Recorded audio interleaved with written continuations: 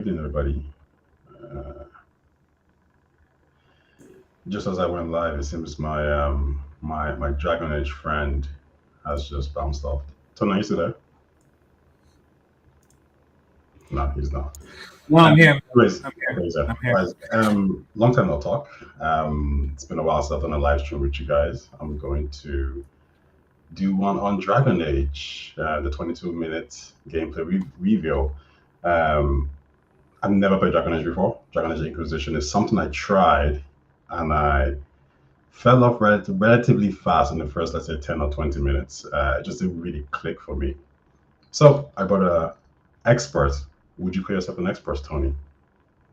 The game is shit. Absolutely terrible. Yes, this is Hate how you this get. thing with This is how you guts. get a video demonetized. I consider myself an expert. I've only played Dragon Age Inquisition thoroughly, multiple playthroughs, and on nightmare difficulty. So, but I did go and read up on the story from Dragon Age 1 and 2. So yeah, I would say I'm an expert from Inquisition. Mhm. But I haven't played the first and second one though. Okay, so I'm But gonna. I suppose whenever people think Dragon Age, they just talk about Inquisition mainly, anyways. So Yeah, I think it was probably the best-selling one. So I'm gonna play the IGN first 22-minute gameplay reveal. There's gonna be things here that I don't know that obviously I'm gonna make comparisons to that won't be valid because I haven't played the game before. Just things that I've seen. for the record, I haven't seen this video either yet, so first time. Yeah. So I am looking forward to it just from a buyer perspective. It seems like they're focusing on writing again, which is good. And for me, this will be a statement as to what we can expect from Mass Effect 4 or 5, whichever Bioware decides to call it. So I'm gonna play now. You ready to go? Yep, shoot. Okay. Just let me know how the volume is like. All good. What's up, everybody? I'm Kat Bailey, and this is our extended look at Dragon Age Veilgaurd's gameplay. I'm here with BioWare lead developers Corinne Bush and John Epler. Corinne, what are we looking at today? Hey, y'all. So today, we're going to be helping out one of our companions, Davrin. This is part of his personal arc to rescue the Griffins long thought extinct. We're going to take a quick journey through the lighthouse, your base of operations. We're going to head into the crossroads and make our way to the dark. Well, so my first question is from a graphical perspective, are you impressed so far? Well, it looks shit because the platform you're streaming on, I think, is capped at 720p. Nah, it's Is 1080. It's 10. It might be 720. No, actually, it's 1080. It's 1080.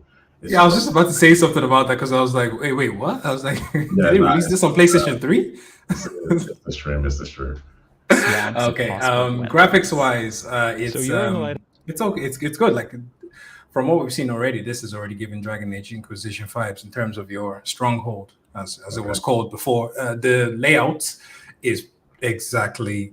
I mean, the feel of the layout seems the same so far. So it's what you would expect. Yeah, architectural wise, yeah. Okay. Lighthouse, as Corinne mentioned, this is your base of operations that you inherited willingly or unwillingly from Solus. It is located in the Fade. It's where Solus was able to start planning his rebellion against the Elven gods millennia ago. Right now, you and your team have occupied it, started to build it, started to shape itself around your personality. As Corinne mentioned, we are going to go talk to Davrin, who is located up above, and When they say personality, do they mean that depending on, let's say, a choice you make, like let's say Mass Effect, right? You know, this red, blue, green at the end. Are they saying that depending on how the game ends, the this location is different? No, I think that it's based on decisions you make. Like for instance, in Inquisition, in your stronghold, for instance, you could tell like you could change like the banner that shows in the throne room. You could change things like that. So I think it's just like a personalization of like whatever decisions you made. Like, hey, put a library here, perhaps. I think that's what they're alluding to. I'm not 100% sure. It could also be that maybe in this game, like you said, based on your choices, your stronghold will change. I don't know. I don't see how your personality, if you were a rogue, would change how your stronghold looks. It would have to be something you selected. You know what I mean? Oh, an assassin's guild. You wouldn't be like an assassin and all of a sudden have some sort of like a church. Okay. Each of these spaces kind of shapes itself around your companions as they live there, as they basically spend their arcs in those rooms. And we see here the glowing light above indicates Davern's ready for us. Let's check in with him. Something wrong? Got a message. A place called the Cauldron was attacked. That's some sort of Grey Warden tavern. It's a secret Warden readout.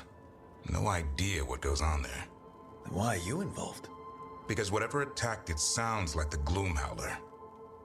So earlier in Davern's arc, you were introduced to his nemesis, the Gloomhowler, creature that's been hunting and stalking wardens for quite some time. It's kidnapped a bunch of other griffins. Davern has been trying to track it down. Now he's got a lead, so we're going to go find this and go track this thing down. Now, Davern, he prefers the direct approach. We're going to choose a tough response and see if we can get his approval. Then let's get rid of it. Had the same thought. What's left of the Wardens are still licking their wounds. So we handle this alone. Just go to the Cauldron and get the Griffins back. So in that scene right there, it said, he approved, Darwin approves. I'm guessing that's what that factors into the relationship elements of your characters, right? Yeah. So in the previous series, your approval and disapproval, think of it as like an invisible meter. If you get to a level where they greatly approve, you sort of get a benefit where you like do one of their story missions, side missions, like any other game, unlock a specialization of their character or skill set. And then on the flip side, if they eventually disapprove a lot, then they will leave your party permanently. That's it, gone. Okay. You have to promise to behave, boy. Listen to every word I say, stay out of trouble, don't do anything dumb, and don't eat any. I think we get the point. Lancet and Remy told me there's a word for the bond between a griffin and Warden moving as one. Turlum. Until Hassan and I have that, I'm supposed to keep him safe. I have to say that I find the griffin adorable. And very importantly, I know this is a question on everyone's mind. Yes, you can pet Hassan. Well, thank goodness for that. And all right, what are we going to be doing next? He's up for this. All right, we're going to finish getting this information from Davern on the Gloomhowler, and we'll be off to Hosberg in the Crossroads. Can you just pause it there for 1 second? Griffin starts by having faith. I'll say one thing, right? One thing I've noticed, it might just be me, but they seem stiff. Even in the cutscenes, they seem stiff, the characters. Like in this scene anyways, there's no real movement at all. Like I'm thinking about back in Inquisition when you're talking to your companions and you're all talking, depending on the scenario, right? If you're indoors, they might move around, they might move their head, turn their neck, put their hand on their jaw. But so far, their arms, everything has just stayed the same. Only thing that's moved really is their head. How about their facial expressions? It all feels stiff. Now, don't get me wrong, Inquisition was PlayStation 3 and stuff, so I'm not saying it was better, but it just feels stiff, right? Maybe it's the artwork they've gone with this time, but it feels stiff. Okay. Don't you think so? Does it look like? I haven't noticed anything in particular. Like it hasn't stood out to me. But I'll play and I'll keep an eye on it now. So let's see. All right. Each other. Maybe. I suppose you were born for this sort of fight, boy. All talents and temper. And a sharp tongue to remind you of it. As long as he backs it up. So I assume that Hassan can be helpful during the gameplay. Oh, absolutely. So that entire In fact, interaction, abilities when the main revolve around calling character Hassan. activated so that whole encounter, when the main character activated the cutscene, Davin did not, his arms were at his side the entire time, they only swayed a little bit, but that was it. Like it doesn't add to the emotion of what he's saying. But look, I might just be battle. I am particularly criticizing it too much for when now. you're going against enemies. You see a song swoop down, especially if it triggers a combo between your companions. As Corinne mentioned earlier, one of the interesting, fun things we've done is if you see the lights on in a room, companions have something to say, you can see Harding up in that space there. Nev behind you as well, and Belara. But we have a mission ahead of us. We're going to go find the Gloom Howler if we can, and we're going to go through the crossroads in order to do that. And the crossroads. I kind of like the mechanic, to be honest. The idea that if you wanna know if your companion has something to say, the room lights up. I think that's a very efficient way. I know, for example, like in the Mass Effect, you could get like a message, for example, right? Like somebody wants to talk to you or whatever it is. In Starfield as well, you have your characters, they approach you and say, "Hey, listen, can I talk to you for a second?" I think this is a pretty good method to go to someone's. What do you mean by the room lights up? So if we go back, let me just go back real quick. These rooms are where your companions are staying. You mean on the minimap? No, like in the game. Can you see the game? Yeah. Okay. Can you see? They're gonna talk about it now in a second. And if they have something to say, you can see. So can you see? Let me pause it. So can you see the lights over there? The two lights. Yeah. Yeah. So if that's lit up, it means that your companion who's there can talk to you about something. I don't really see how that's. Well, okay, so it's an addition, I guess, but Yeah. it's not Well, really. we'll put it this way. Yeah. So, and sometimes when you're playing some of these games, right, you go to locations to talk to somebody, but they have nothing new to tell you. So then it's just the same, messages over and over again, like, just rehashing it in conversation. But this is the game telling you that, like, this person has something to say. There's some interaction that can be had. I mean, let's say it's a quality of life situation. Nev behind you as well, and Belara. But we have a mission ahead of us. We're going to go find the Gloom Howler if we can, and we're going to go through the crossroads in order to do that. And the crossroads, if you've played previous Dragon Age games, Trespasser in particular, is a location in the Fade that contains a number of alluvions, allowing you to travel across Thedas in a matter of minutes. But at this point, the crossroads are under assault by the other elven gods. It's a dangerous place, and we are going to be in for a bit of a fight. And this alluvion, the Vira Voss, is the central focus point of the lighthouse. This is going to take us to Solus's pocket area of the crossroads, and it might look a little bit different from what you've seen in Trespasser. Can you tell us a little bit about the role that the crossroads plays in the structure and the gameplay? Yeah, so the crossroads is, again, it's the area that you spend a lot of time traveling through as you go from area to area. It's also a space that has, at one point, served as Solus's main base of operations and training ground for his rebellion against the elven gods. So as you go through it, you're going to find fragments of the past, the things that Solus had done previously that are going to give you a bit of insight into Solus as a character, but also into the elven gods and their motivations. Some of my favorite content that you'll find if you go exploring in the crossroads is these opportunities to actually relive some of the memories Solus had during his rebellion. You actually get to take part in this ancient rebellion. And here we have the Caretaker, a mysterious spirit that was actually here before Solus was and started to help Solus with his rebellion, but also to turn this into a safe haven for spirits.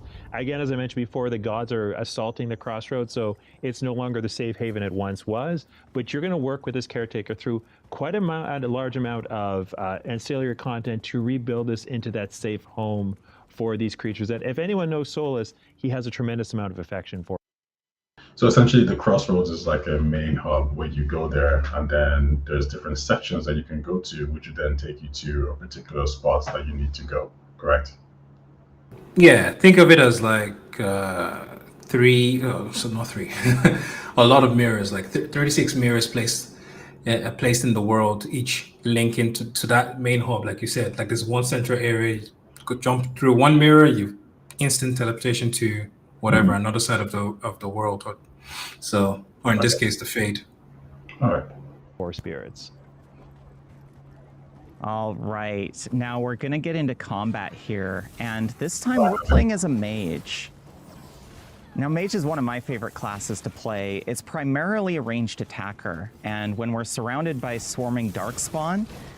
Just a quick one, because you're by yourself in this one, so was it possible? Was it possible in previous Dragon Age games to go solo? Yeah, you could remove your companions whenever if you wanted, or add as many. You had a limit of 4. You could go with 1 2, 3, or none. Okay. I really have to use a variety of strategies to control the battlefield. I'm going to use my heavy charged attacks to knock down these ghouls, get them out of the way. And of course, Darkspawn are vulnerable to fire. So This is one thing that I thought that they should have done. They should have made it. I think it should have been slow motion. I think pausing it just feels a bit weird to me. I think most games have kind of went down to slow motion route now. But there you go. They should have probably just kept the option for both. Like for instance, a game most people don't really know about, Spellforce 3. It's an RTS. It has both options. When you highlight on an enemy or just press Alt, you can slow it down, and in the settings you can change it so that it stops time instead. Okay. So we made sure to equip our fire staff, have our fire abilities on hand. You may notice something about the Darkspawn too, that they look a little bit different than they have previously. And part of that is because Gillinane, who has always been focused on using the Blight as essentially a crafting material, a way to alter life itself, has been enhancing and changing these Darkspawn as part of her army. Corinne, I noticed that you were doing a combo opportunity. Can you tell us a little bit more about how the role that plays in the actual combat? Yes, so the combat system in this game, the deep strategy behind it is really to manage the various abilities your companions and Rook have in concert.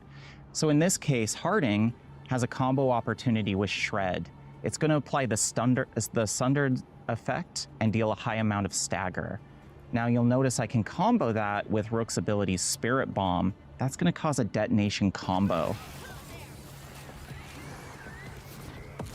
So again, one of the things. Okay, so I'm guessing you can you do a combo. This kind of reminds me of Xenoblade a little bit. You do a combo, and then in the previous Dragon Age games, can you command your companions into combos for you, or do they just does the AI just do it itself?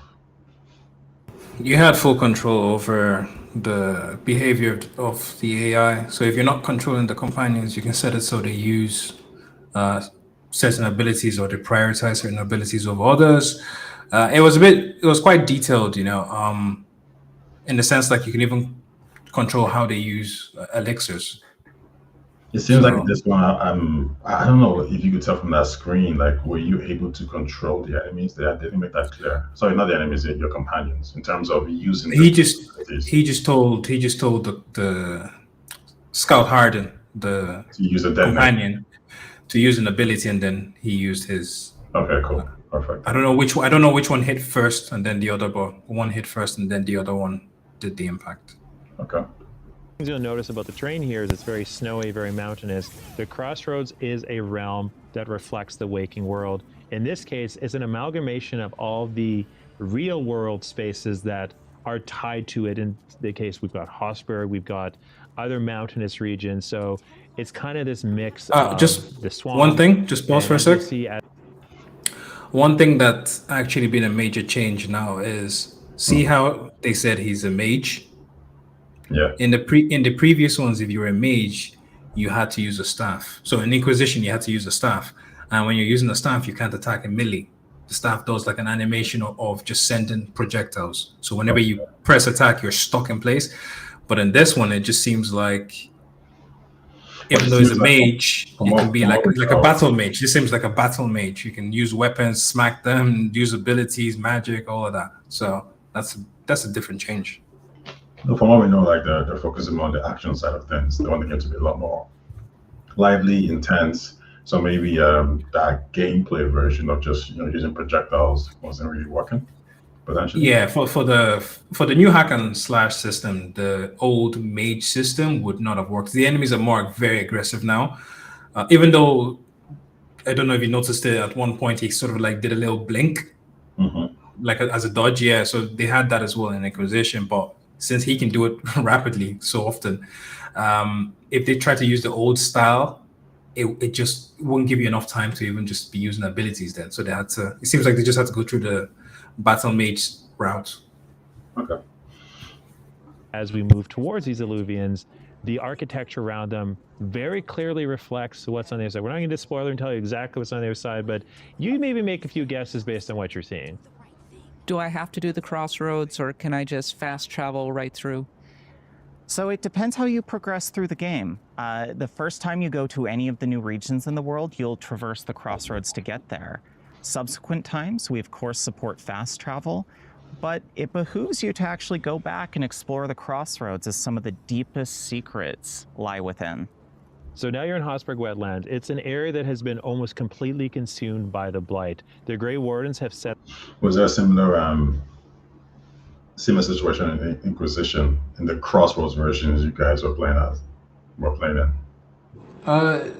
Like you mean just being able to move through them? Yeah.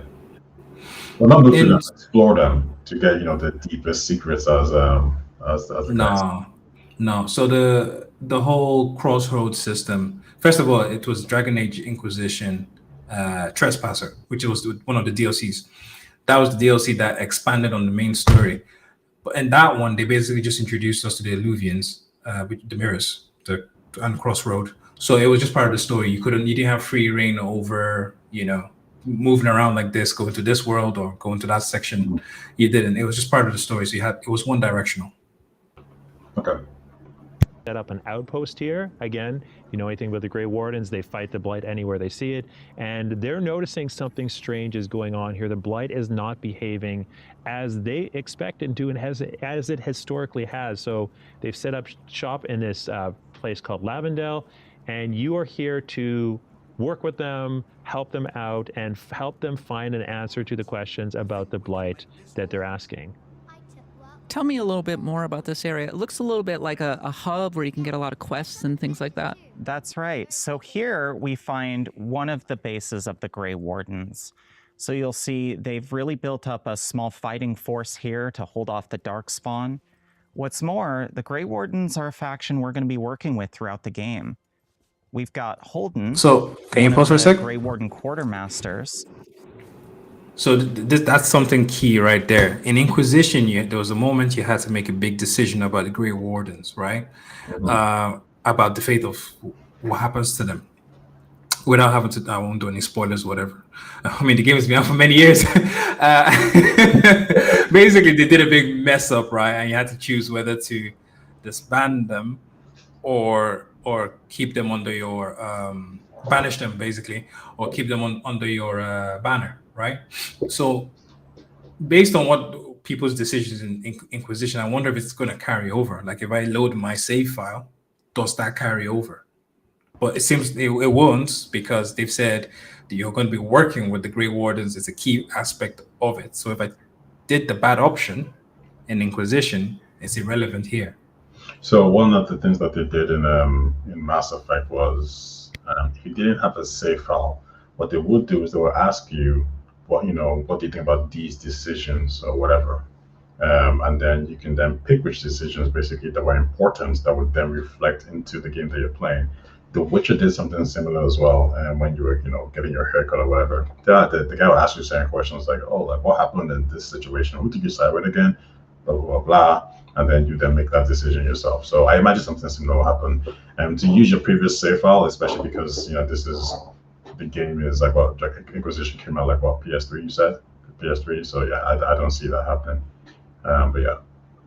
I mean, some games let you upload your save file, like I think it did Ubisoft and stuff like that.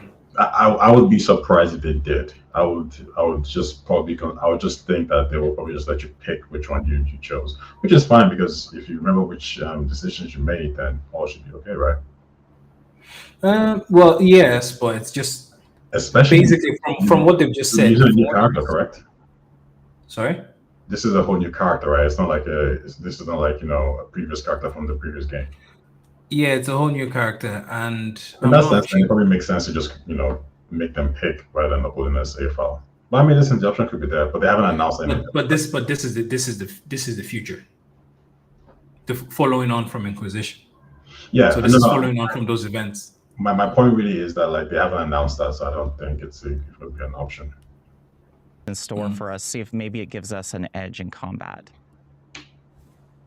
And the Grey Wards, much like the other factions, they understand the stakes of the gods being out. They want to help you, but you need to help them first. They have, again, as Kryn mentioned, they're holding off the Darkspawn here. They have other priorities, so getting them more powerful allows them to more meaningfully contribute to your fight against the Elven gods.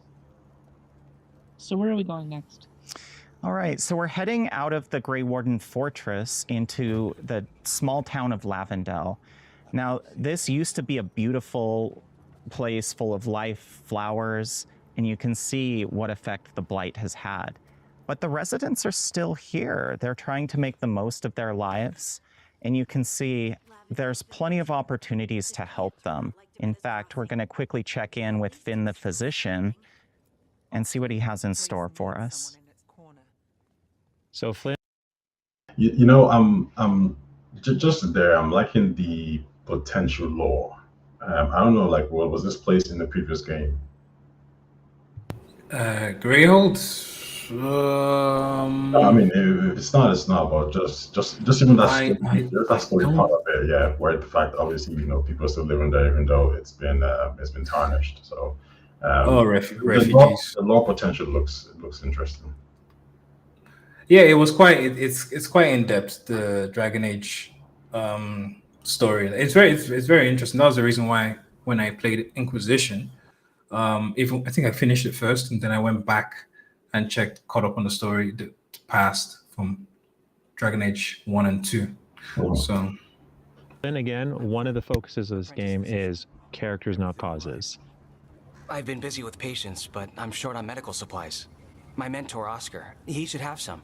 He has a cabin outside the village. If you're out there, tell him you saw Flynn, and they could use his help. And Flynn is a warrior. oh who you my will goodness, do why quests so with. stiff, We wanted to make bro? sure that the side content of Dragon Age Raise Veilgaurd those felt hands. as meaningful and tied to the overall conflict of the game as anything else you do. We don't want you to just go off and do random tasks.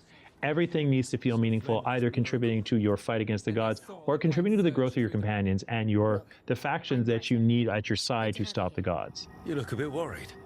We're not sure where some of our wardens are, Beckett and a few others. We're supposed to check in. We need to look out for each other more than ever.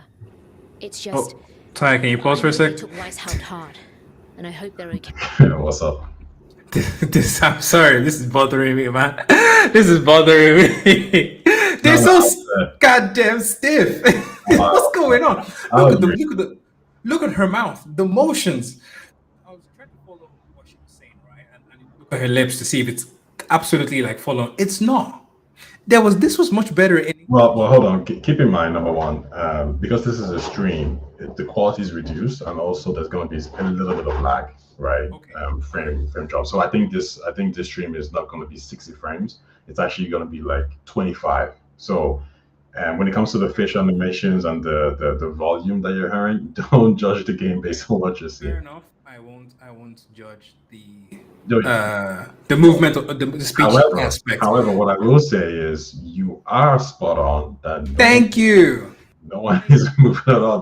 It's like they they all all look have very, arthritis or something, like, you know. They all look very still. I wonder if that's a budget situation. Reminds me of freaking damn. Reminds me of what's the game I'm thinking of? Starfield's faces. Just the way that they were just kind of like stiff.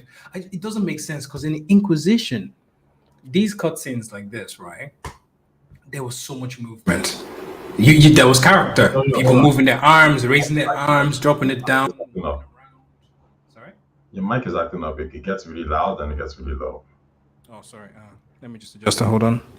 Yeah, now it's really loud again. Is this better? No, I mean, it was okay. It keeps fluctuating between extremely loud and extremely low. Oh, sorry. I think I was moving back and forth. So what I was saying is, like, in Inquisition, it was much like better. There was motion. There was movement. Like, you'll be talking to your companion, and he's probably, even though they're standing still and just having a conversation, he might turn around, move back and forth or something. There was just much more. All these characters just seem to like not want to move. It's like they're all trying to not burn calories or something. It's crazy. I'll. Oh man, it's really bugging me. I was looking for an Inquisition example, but we'll keep playing this for now. All right. So we picked up a couple of quests in Lavendel, but we're here to help Davrin. So we're going to make our way through the perils of Hosberg and try to get to this Warden Fortress of the Cauldron. Seeing a lot of kind of organic matter. I suppose that's the blight. Absolutely. So the blight at this point, as mentioned before, the wardens understand it's changed. It's become a lot more organic, a lot more alive. You know, back in Dragon Age 2, Inquisition, Origins, the blight, while it was a slow-moving wall, it didn't have this almost sentience, this almost thought behind it. And obviously, we've talked about how the gods that are out are blighted.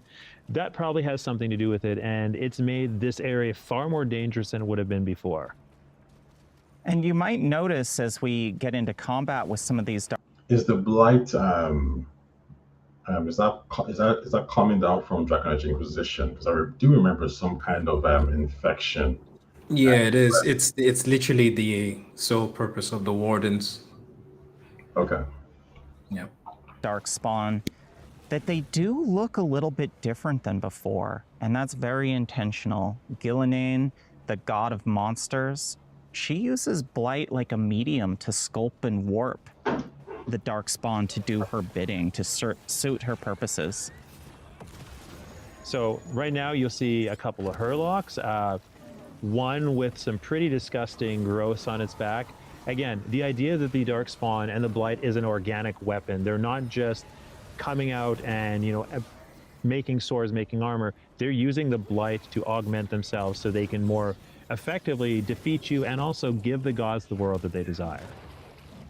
All right, now I'm actually going to switch to my Orb and Dagger on the mage. And those of you that were fans of the Knight Enchanter in Dragon Age Inquisition, you might feel right at home with this. This is a more melee-focused, more agile version of the mage. One of the main mechanics here is you can use this element. What I really like about this gameplay reveal is that it doesn't seem very planned. What I mean by that is, like, they're not looking for like the best version of the game. It seems like they're just playing the game for what it is. There was a guy walking down, and the way he just jumped off that cliff looked very unpolished, right? He just kind of like fell. He didn't go down the stairs. He didn't do some kind of cool roll. He just fell off. And even some of the gameplay, you know, the camera's getting behind you. It doesn't seem, unless this is multiple takes and this was the best one, this just seems like, hey, let's just play the game and let's just talk about it. No, this is scripted. No big company is just going to be like, hey guys, just load it up first 5 minutes and then throw it out there. No, I don't mean this wasn't scripted in the sense. What I mean, location was picked on purpose, obviously, because they're trying to explain the story. It doesn't seem like, from looking at this, it doesn't seem, what's what I'm looking for? Super scripted. You're saying that it's like, there's the element of randomness. I'll give an example even, yeah. I think even in the first Dragon Age trailer that we saw, they skipped. So they showed you certain fight scenes, and then when they were done with that fight scene, they then, you know, the screen went to black, and then they showed you something else. So at that point, maybe there was a glitch, maybe there was something wrong. Right now, it's just kind of flowing. So the mistakes are allowed to happen. The camera is allowed to go behind you and kind of block you. The camera is allowed to, you know, make a fall, and is allowed to fall in an awkward way. I think that's it's good to see that. It feels more legit. Like, I feel like this is what I'm going to get in the game. It's still scripted. I mean, that was a very nice, you know, theater performance right there. But it's scripted. They definitely want you. There's so much going on. They want you to see the flow of combat, number one, right? They want you to see combat. They want you to see combat. Are you impressed? I'm not a big fan of this hack and slash. Like, don't get me wrong. Look, it might grow on me or whatever, but it's just kind of like you're a super soldier. You're just a super soldier. Before, it actually felt like you had to play a role, right? You were a mage. You had to play as a mage. Martu says, hello guys, I've never finished any Dragon Age games, but I want to play Veilgaurd. Even the release date feels like I should. It's very close to my birthday. I should play Dragon Age series. I'll be sure to wish you a happy birthday when that comes. But yeah, I'm in the exact same boat as you. I've never played a Dragon Age game. I played Inquisition for a little bit. It didn't really, it didn't catch me. there was potential there, but it just didn't catch me. I don't know if there's something about fantasy worlds that I just don't care about. Maybe I'm just all about sci-fi, but it didn't catch me at all. My friend came to like go. He's a Games. I died, dude. Wear your glasses. he's a huge Dragon Age guy. I remember this is how he's a Dragon Age fan, so I got him on stream just to point out some. Yo, Mark 2, if you can, before the game comes out, I highly recommend you start right now and play Inquisition. You can finish it before the game comes out. It will add more depth to it. You could go on YouTube and just type check the story, but because there was many combinations, right? You wouldn't really feel the whole plot. A friend of mine told me that as well, that I should go play it, but I just can't. And there's too many good games coming out now for me to go back and play old games. Like I haven't gotten to Baldur's Gate 3, like I told you. But Martu says, Important Goose YouTube channel and her videos made me want to play the game. Tony, do you know who that is? No, but I'll say this though. Even though for you, for instance, Ty, right? You said you played the game, you didn't like it, right? Sometimes we all look at videos and we're like, oh, I don't like the look of this game. But then you find a different channel and the person maybe plays or narrates it in a different way or shows you different aspects, and you're like, oh wow, the game actually looks better now. So that could have been what happened for Martu, right? The person who was playing it was more engaged in the style at which they played, maybe was more tactical. Some people just like to do a hack and slash, build the most incredible team that will just wipe everything out, so you don't really get to see gameplay. And then there's some people that are like, no, I'm going to cut back. I'm going to go tactical. And, if he's a tactical kind of person, he's going to look at it and be like, oh, wow, this game has a lot of intrigue to it. Yeah. So Martin does have it in his Steam library, and he started it several times. I started it once, and I gave up. I was done. And it's crazy because I'm playing and I'm thinking, this is good. It's good, I can see where this is going, but just the time and effort is not really. I just don't have it. And Luke says, "Greetings and salutations, ladies and gentlemen. Tony, this is a guy I podcast with. Luke, really good guy. We talk about random topics on a regular basis, from politics to I think the podcast is just an entertainment podcast, so we cover everything that's entertaining. Pretty much. But yeah, let's get back to the video. Making swords, making armor, they're using the blight to augment themselves so they can more effectively defeat you and also give the gods the world that they desire.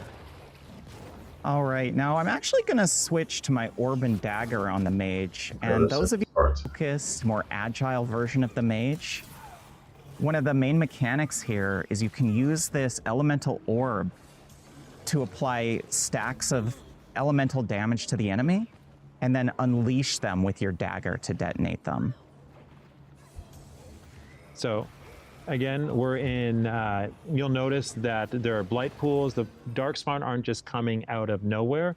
The blight is spawning them. Again, part of Gillinean's attempt to turn this into an army for the gods is to use these darkspawn, not just, again, whereas you have the Venatori and the Antam, one case representing magical power, in the other case representing physical strength, the Darkspawn are representing overwhelming force. That was a pretty clutch heal a little earlier, by the way. We've talked at length before that our fans have asked us, where is the healing magic? Can you bring it back? And Nev in this game, happy to oblige with a kit of healing spells. It's very fast. Seems fast, detailed, interesting. Like there's a lot going on. I think from a combat perspective, it's tricky because I think the casuals, right? I think they'll love this. It seems like something that they'll be interested in. Because even me, like just watching it, it looks like it's a fun game to watch. I don't know how that'll translate to previous Dragon Age fans. However, what I will say is the first Dragon Age's combat is very different from the third one, right? Inquisition is a lot more action orientated, and that seems to be the best selling one. So I could see this doing well. It's a guaranteed formula whenever you have this whole. We've seen it with many different types of games across all the genres. Into an army for the gods. The like hack and slash system, like mashing buttons. It's almost like, as a gamer, it almost feels like, oh, the more buttons you have to press, the greater the experience. You know what I mean? So, and then when you see so many huge numbers flying, for a lot of gamers out there, it's kind of like it's cool, right? It feels like you're actually doing a lot of damage and stuff like that.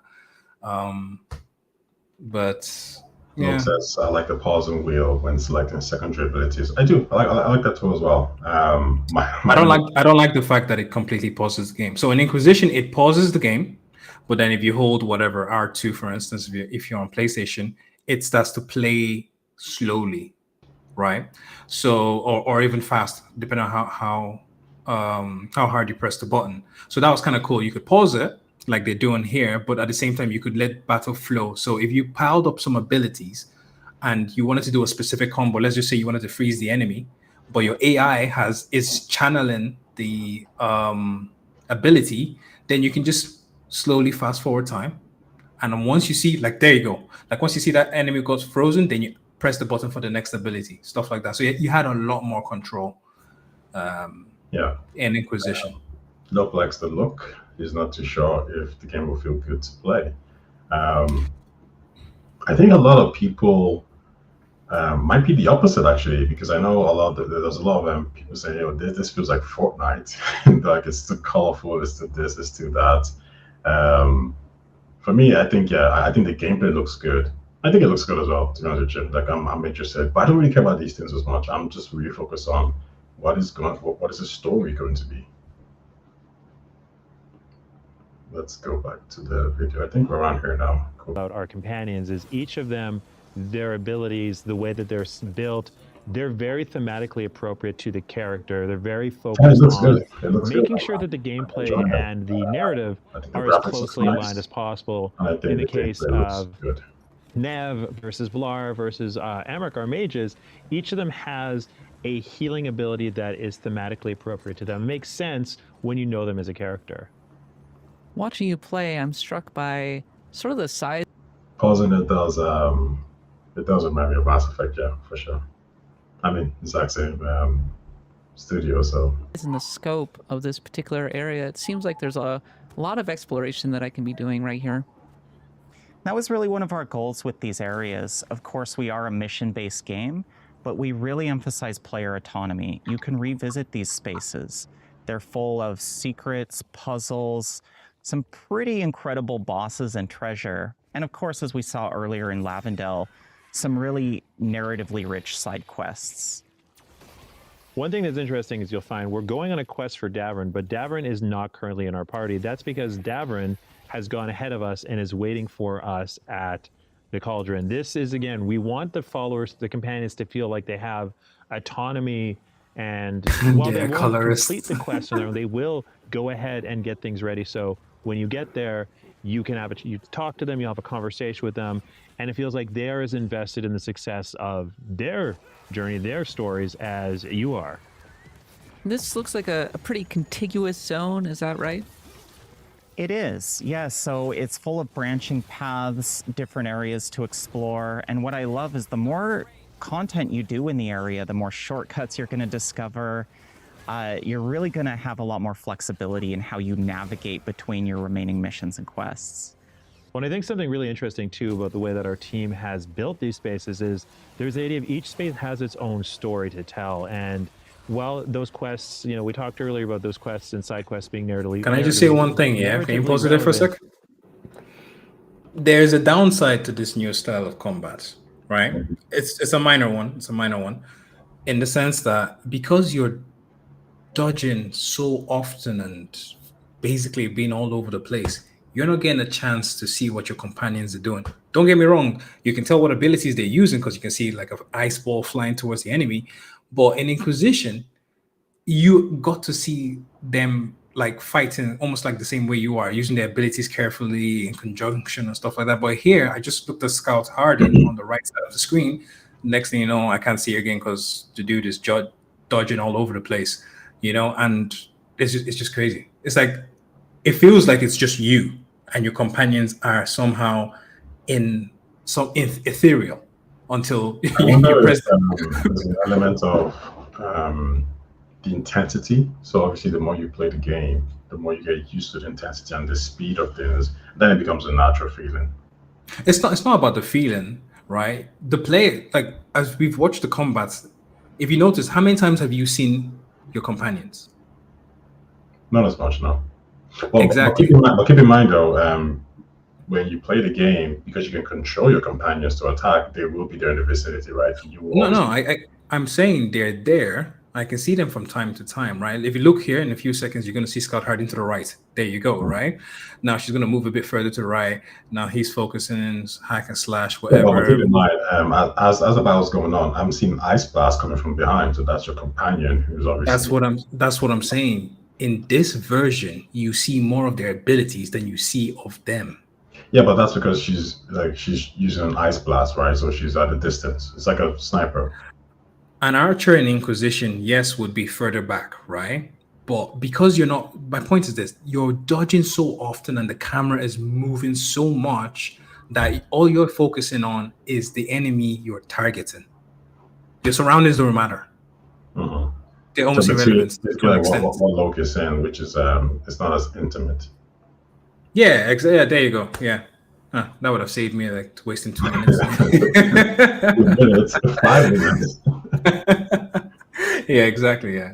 Cool. I don't know, like like if I just pause there, like I can see your companion there. She's on the right fighting, with the ice blast. I just think it's a speed thing. I think once Where's your other companion? Well, she's right there in front of you. Exactly. So my point is, so much is going on, so much movement of cameras, I agree everything. with you. I look at it like, and I could be wrong on this. Obviously, we'll find out when the game comes out. But when we first started playing Smash Bros. Melee, right, it was really fast. Then Brawl was really fast, and I remember you were saying, "Oh, this is too fast, too fast." Once you get used to the intensity, it's nothing. Now it's not going fast. But I remember moving back to Brawl. That's not a good comparison. That's not a good comparison, right? Great comparison. It's a shit comparison. In Smash Bros, the world, if you're playing multiplayer, right, it's fixated. So you get to see what's on the left side of the screen, right side of the screen, right? The point I'm making in this one is there's so much going on, and you obviously have to. Your camera's gonna be moving a lot, right? If you're using certain abilities, if you're dodging and things like that, and because there's so much going on, as Luke said, it doesn't feel intimate. Your companions, you don't even feel like they're there. That's what I'm saying. It just doesn't feel like they're there. They're there, of course. I can see their abilities, but it just doesn't. It feels like it's just me. Oh, sorry, the main character. About the way that our team has built these spaces is there's the idea of each space has its own. I don't think you're wrong. I just think I think once you play the game, you get used to it. But yeah, we'll see. They also contribute to a more of a meta narrative, meta story about the space itself. So in the case of Hosper, we talked about how this is an area surrounded by blight, and you're kind of getting to the center of what exactly is going on in Hosberg and Lavendel, and these quests that you do and the content Corinne is currently engaged in helps to tell that story.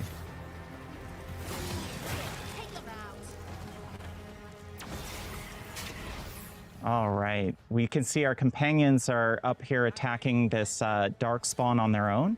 Let's give them a quick hand.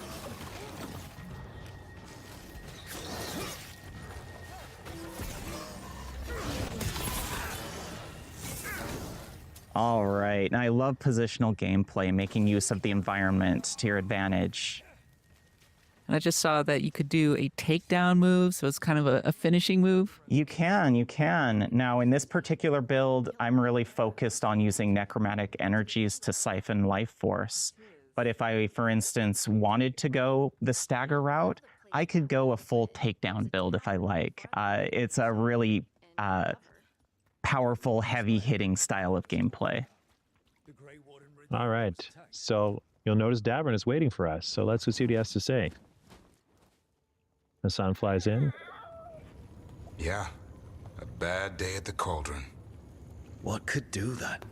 Please move those arms. They've been hiding inside. Please move those arms. So something tore through the gate. That's probably not great. Looks like we should probably get moving. We won't find out standing around here. Be ready for anything. Oh my gosh. Oh my days. Ty, come on, man. Come on, man. These characters have arthritis, or they're just trying not to burn calories. What is this? They're not lifeless. They're so lifeless. You finally agree with me, right? No, I'm I not do. paranoid here, right? Okay, cool. Very, Cool. very stiff. Yeah. I'm just trying to. I just feel like I need to compare it to Dragon Age Inquisition. Just see, I wish you could have split the screen and put Inquisition on one side and just show like the cutscenes or any cutscene. It would suffice. I'm looking for one right now, actually. Like in that whole caption, right? The only person that actually showed some semblance of life was our main character who put his hands from his side to his hips. That was it. And even when the Davin walked off, dude, it looked like he was. I don't know. Well, I was watching that clip just there, and honestly, Looked like it looked just as stiff. Honestly. What? Can you put up on the screen? It's only like It doesn't matter if it's 5 seconds. Okay, let's see. Share screen. 1 sec.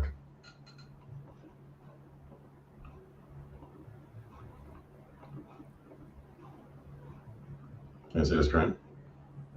It's still showing the other one. Really? Oh, now I can see it. Yeah. Trying to find the clip. Look at the way they're walking. Look at the way they're standing. Looking at each other.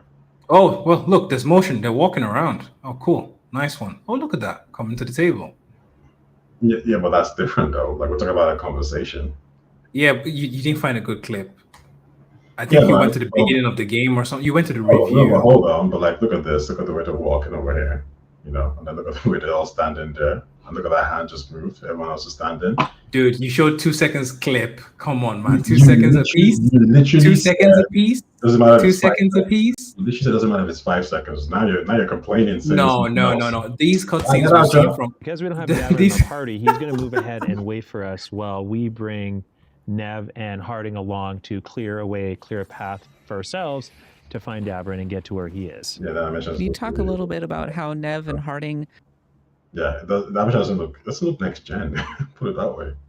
Sort of synergize during the combat?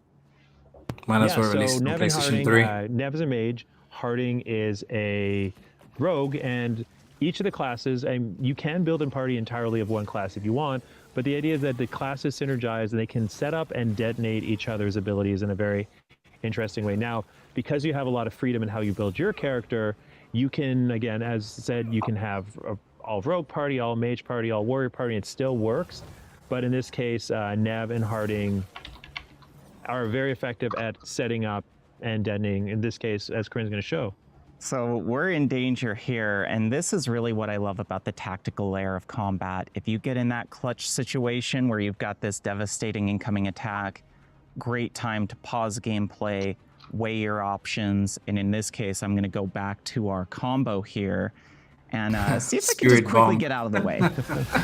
Freaking Goku. All right. You can see I've applied siphoning to these enemies, so I'm actually going to be leeching their health when I use my Mage Beam. Now you'll notice there's blight boils throughout the area, and that's part of our philosophy on the combat encounters. If I don't destroy these blight boils, ghouls are going to continue to emerge. So I'm really focused on what targets do I take down first. This enemy is a little bit weaker. I think I'm going to have my companions focus on them. One thing I've noticed is that it's movement alone. Movement alone is enough to just dodge. Yeah, because you're already moving very fast. Corinne is much better at this game than I am, and you say that? Well, most of the time, yes, 100%. But each enemy, again, really leaning into the organic. What I love about the Grenadiers is they basically rip off pieces of themselves and throw them at you, which explode as blight. And again, really leaning to the idea that the blight is organic and disgusting. One thing that I'm noticing is that the combat encounters can get pretty intense. You end up fighting a lot of different enemies. You can absolutely die if you're not careful. Yes, and this, as we mentioned earlier, this is well into the game. So combat counters have really ramped up. And it really shows the importance of positioning, using your companions wisely. and looking for those synergies and combos. Now, this is interesting. We just went down. We've built our companions to be able to come to our aid. So we're actually going to use a revive here. And Nev to the rescue. And as Corinne mentioned, this is later in the game, and Hossberg itself is what I would consider a later game area, and the encounters a little bit more challenging. It's a more dangerous space. This show. Look, I kind of agree with you. When I've seen the old game does look a little bit stiff as well, to be honest. Shows up in the encounter, but it also shows up in the visuals, the storytelling here. This is a place that you don't want to be. You don't want to be in Hossberg. It is full of darkspawn, full of blight, and generally not a pleasant place to be. Well, we'll be able to explore more of the Cauldron when Dragon Age Veilgaurd comes out on October 31st. In the meantime, we are going to be continuing on with our IGN First coverage of Dragon Age for the rest of September. And for everything that's great about games and RPGs, keep it locked on IGN.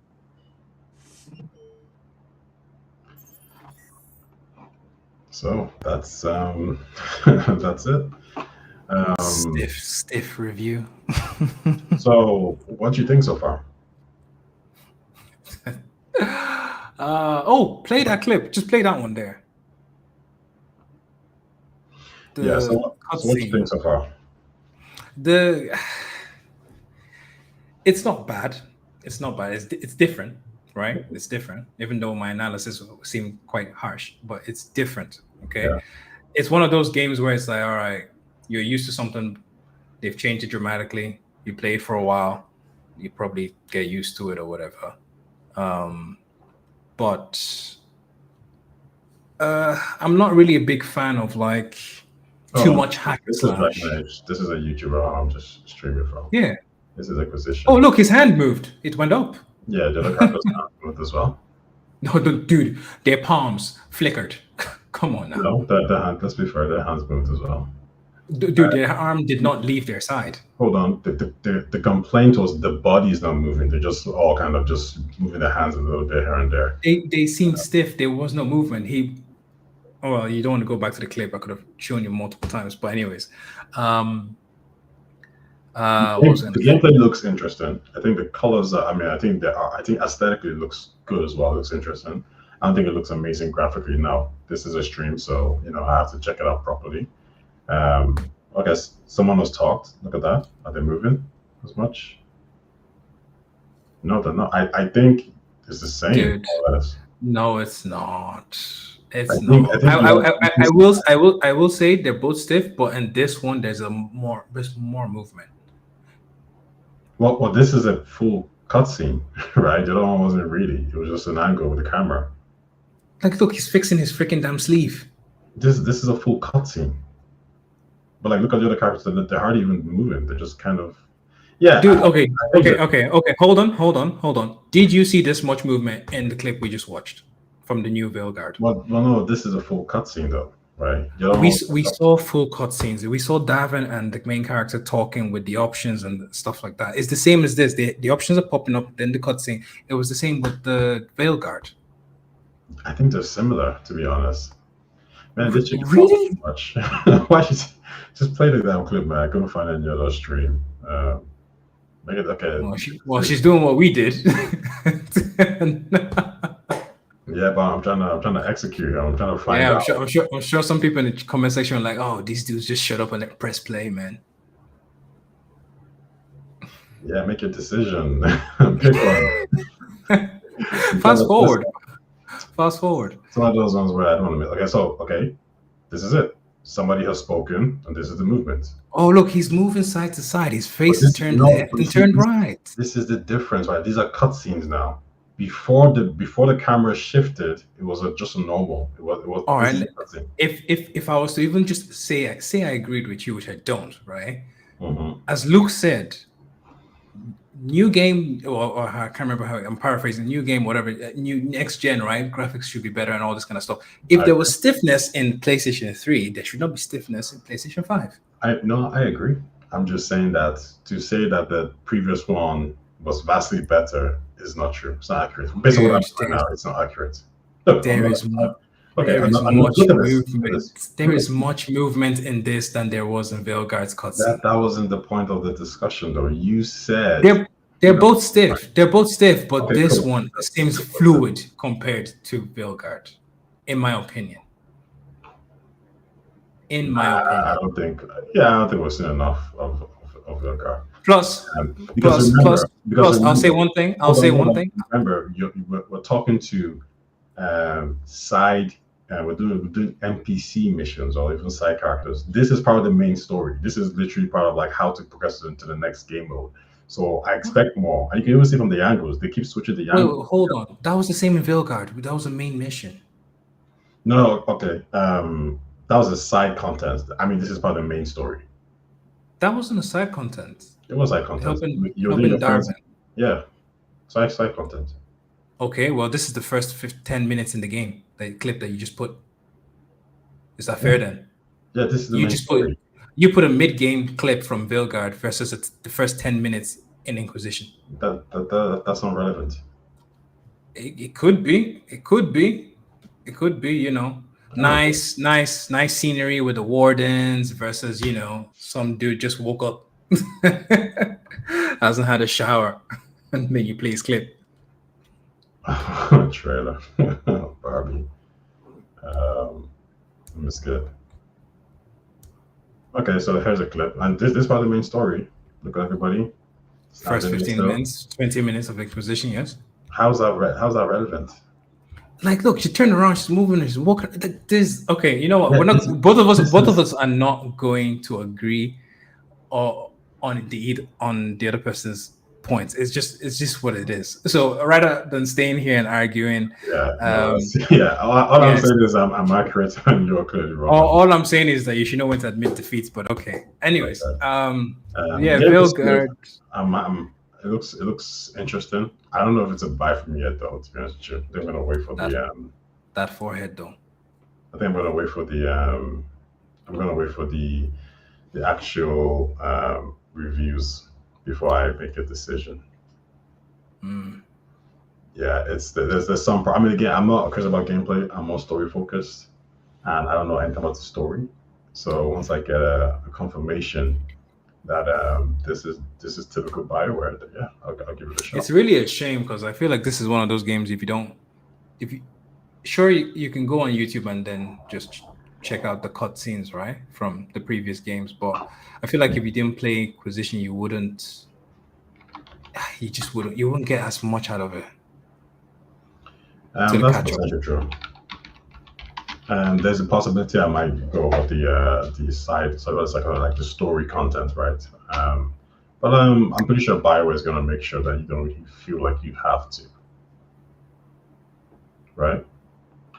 Sorry, say it again. I said I'm pretty sure BioWare is gonna make sure that you feel like you don't have to go back and watch everything. Like they're not gonna put you in a situation where you're gonna feel lost. So it's probably gonna be a whole new kind of story, whole new kind of gameplay.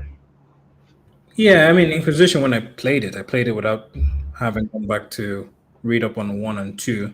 But because the story got really interesting and there was a lot of like things that we touched on that I didn't understand, so I was like, okay, let me go backwards. But they do a good job with the books and scripts and stuff that you find. But as gamers we don't really have the patience to sit down there and read through loads of books in a video game. So yeah, there'll always be even side stories that kind of touch on the previous games or previous events that took place. So it's not too bad. And this is what I mean by cutscenes, right? Whenever you get to a cutscene, you're going to see more animations, you're going to see people move more. When you get to like anything that's not related to the primary story, people are going to do less, right? Because you got to make things look sexy. So right now, this is Dragon Age Veilgaurd, and it looks really good, like, which is kind of what we were seeing in the first in Dragon Age Inquisition, the trailer I showed you.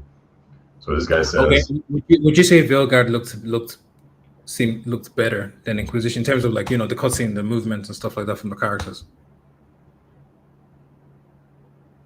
Like now? No, the cutscenes. Like would you say the cutscene? Oh, like every time I see in this particular clip right now, everyone looks better. I said cutscene. Cutscene. Yeah, this is not cutscene. Yeah, this cutscene looks better. This is not a cutscene. This is him moving around. What are you talking about? Oh, are you not seeing my screen? I'm looking at the screen right now. He's just walking around. Can you say? Oh, okay. All right. Jeez, man, you had a different Oh my kit. god. I was like, what's wrong with this Let guy? me go back. This is Aha, now this looks better. Much yeah, it better. looks, but once again, this is the primary story. That's what I'm trying to tell you, right? Like this is the main story. This is the start of the game. So you're Just saying like they downgraded the site's quest because they couldn't give a shit. They were just like, you know what, just I don't care about this. They're just like, yeah. no, yeah, I'm saying that like whenever you talk about like your main story, the missions are going to be very different. They're going to be more real because it's part of the main story. The side content is going to be different. That's what I'm trying to make to you. I mean, Like, look, everyone's talking with their mouths properly. Game looks good. People are going to start walking. was that around. the same? Was that the same in Mass Effect side quest that actually had cutscenes? I don't think they were downgraded. No. Every cutscene is rendered. It looks better, right? They're making them do things. It's like it's animated. When you're talking to a random person on the street or your character was sitting down, they will more than likely stand still. Now, some games do better than others. I think The Witcher is known for doing it really, really well, right? And clearly, Bioware not so much. You know what? I'm not gonna lie to you, man. The game looks better than this. It looks far better than what we just watched. Right? I mean, it's different. It's different. I'm not saying it's bad. It's graphics different. looks far better. It's just it might not be everyone's cup of tea. Okay, some people might not really like the hack and slash system. Some people might prefer the old system where it was a bit more tactical and time based, right? You had to time your abilities very well. Here it's just feels like you're mashing buttons, even though yes, you can do combos by pausing and whatnot. But most of the time, I would say 80% of what I've seen is just the main character mashing out abilities and pressing dodge. And obviously it looks all flurry and everything, colors and numbers flashing all over the place. So you know what it reminds me of? It reminds me of when you play Call of Duty 3 and 4, and then after that, the Call of Duties that came after that, airstrike, UAVs and gunships and everything just blowing up all over the place, and you're like, wait, what happened? It feels like that kind of change. Yeah. But I think we're done here for the day now. Listen, look, thanks for coming through. Game shit for coming through as well, and to anyone else who watches this, I appreciate you dropping by. Leave a comment. Down with Bioware. Share your thoughts on the Dragon Age 22-minute extended gameplay. Do you like the game? Do you like the gameplay? Do you like the graphics?